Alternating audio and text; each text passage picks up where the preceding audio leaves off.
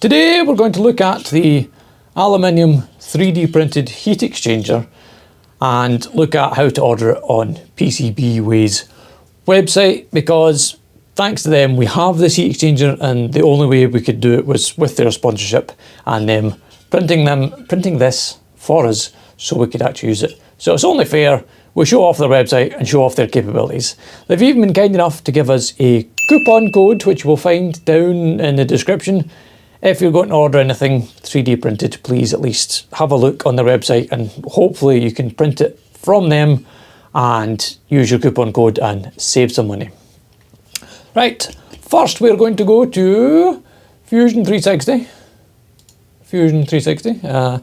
This is the model, what I have created, sort of created. I took somebody's base model I bought from them to use, and then I made it into the 8 kilowatt heater that we want to test out. So that is that. That is your lovely 3D model. Could be anything. Could be a tiny gear. It could be a giant 3D printed heat exchanger like this. Whatever it is. Right, you take that and then you export it. File, export, and save it as a STL file. Right, you can use OBJ, step file, STL file, and I think that's it. OBJ, step, STL. I think that's it for what you can use for importing into PCBWay's website. You export it. I've already got one on the desktop, so we don't need another one. So once you've exported it, then you go to the PCBWay website. Here is their lovely website, and obviously PCBWay, the name, and the clues in the name, they mostly do PCB stuff, you know, printed circuit boards and components, circuitry, soldering, machining, doing all the PCB stuff. If you're building boards for projects, whatever, that's what they started as, and that's what they're best known for. But they do CNC machining, 3D printing, sheet metal work, and injection molding. We are of course interested in the 3D printing aspect, so we will go into the 3D printing part, and this is what you'll see when you go to upload. Now you want to click here and choose your model. Mine is the 8 kilowatt heater model. It uploads it, and then once it's uploaded you'll get a little view of what it is you've uploaded, because you want to make sure you have successfully uploaded the correct model, because you don't want to be 3D printing the wrong model, and also make sure it's the correct version of the model. If you've got, like in Fusion, if you're working in multiple versions of the same model, make sure it's the right one that you're uploading. Right, as for quantity, we want 1 of, please. Right, so to print in resin, which is the one that we got the first 3D plastic print of, the really high resolution, high quality, there's basically no seams or joins or anything with resin printing. And you can have one of them for just under $147. Lovely. That's not what we want. We want aluminium. Well, they do obviously various other plastics and metals. For plastics, you've got resin, nylon, PLA, which is the absolute bog standard of all 3D printing is PLA. ABS, the stuff that car bumpers are made of.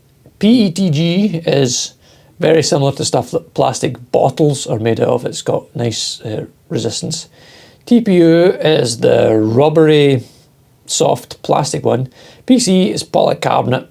ASA, I can't remember what ASA is. Which one's ASA? Is that the one for printing? It's a... Oh no, is it? What is it? Is it? I can't remember what's special about ASA. There's something, but I can't remember what it is. PEEK is a very fancy plastic. You use it for printing like really high wear resistant gears and components. Use it in automotive because it's got good heat resistance and good strength. Like, obviously not good heat resistance is solid aluminium, but it's really strong and it's tough, and I'm sure it's really also hard to print, and you need a really hot bits to print with that. Hence the price, nearly $4,000 if we wanted to print our heat exchanger in PEK. It's actually cheaper to print it in aluminium. just, you know, short of $1,700 to print it in aluminium. If you wanted an ornament and didn't actually want it to perform as a heat exchanger, you could print it in stainless for $3,000 or print it in titanium for just under $19,000. Titanium would be the worst possible material you could probably print a heat exchanger in, because titanium has got terrible heat transfer properties. Great for exhausts, not so good for any sort of heat sinks or like that. Oh my god, even the tool steel. Tool steel is significantly cheaper than titanium, but still, $10,000. Anyway, we would want aluminium. And then you go through, we don't have any surface finishes for aluminium, it's just the sandblasted finish that you get, or shot blasted, or whatever fine finish it comes with to, you know, whatever they do to finish it off in the factory. If you need any of the holes threaded or tapped, I've managed to tap all them fine. The M5s there were 3D printed threads, and basically the tap just threaded it in them, no problem, and went through and cut them all the way through. Plenty of tapping oil and not a problem. Those ones were a bit more difficult because I had to make the, you know, the tap extension longer so I could actually get down and to cut them. The M6s here were just blank holes, so they just needed, you know, not drilled, not even drilled. The holes were basically spot on size. Put the tap straight in, did them, no problem. But you can pay, you can pay PCBWay to thread your holes anyway. And if you want inserts, if you want to put a helicoil or whatever it is they put in there to strengthen your threads if you're going to be taking it apart and putting it together a lot. Which I had thought about doing, but previous video where I hadn't edited the model correctly and we've got a really thin part here, I didn't want to drill that out and put a helicoil in because I'd end up probably going through it, but I have already modified the model to make that a bit thicker.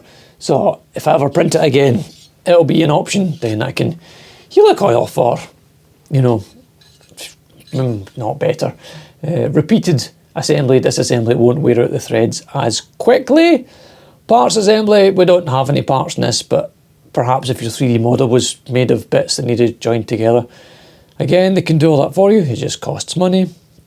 The bit here, this printing risks, basically you're saying, yeah, if you've made thin walls in your part, it's your problem. Like the thinnest bit on that is probably that thin wall there, and none of the fins, they're all pretty chunky, so there was no problems printing that. And the other one's just about threads and non-standard printed threads, because obviously they can tap any standard thread, but if you've designed your own threads that don't match any standards, then they've got no way of threading them, and you just need to print them as they come and finish them off by yourself. The last bit you have to fill in is the product description. It's basically to make sure you're not printing anything illegal or anything they're not allowed to print and supply to consumers, and like for gun parts or whatever and like that. I just put it in the, it was either the others or the regular shape category. No, it was a regular shape, others, and then I just put in heater, diesel heater, heat exchanger, something like that. And then you would scroll back up and hit submit request. I'm not going to press submit request because that then sends your design and all the things you've selected to an actual human being, an actual 3D designer who's sitting in front of the computer, who will go through your model and make sure it is actually 3D printable in all the things you've chosen. Can you print in aluminium? Are there any bits missing? Will any bits fall off in the printer? Mine, because the threads are part of the model, they came back and said, do you know these threads will probably not be usable? Do you want us to print them, or do you want to supply a model with them, or do you want us to cut and tap them? And I said, just print it, because I can tap my own holes. Yeah, so I like that. But it's basically just to make sure that your model will print and it'll be a successful print the first time, and you don't end up with, or doesn't waste their time and energy and, well, your money, print something for it to fail. And then there's that, so you've got all of that, plus shipping, and then plus, there's a giant blue bottle in my office, go away. So plus shipping, and then plus whatever tax your country will add on when it gets there. Mine was the VAT, and it added like £280 to the price. Granted, thankfully, thank you to PCBWay, all I had to pay was the VAT. They took care of the rest of paying for the model. That was nice of them. That's because it was the only way we were going to be making this project. So, as I said, there is a coupon code in the description. If you have any 3D printed parts, please come and check out the website, and please, if it's useful to you and the code's useful in that, just use it, because hopefully that'll keep us in better footing should we ever require anything from PCBWay in the future, that they might be more inclined to provide it. Perhaps it might even be circuitry next time for custom boards and things, or maybe even more 3D printed parts. I don't know. The future is the future. It is not yet set. So that was PCBWay, their website for 3D printing, 3D printed parts. And if you have any comments, questions, anything like that, leave them down below, and I'll try my very best to answer them. And as always, thanks for watching.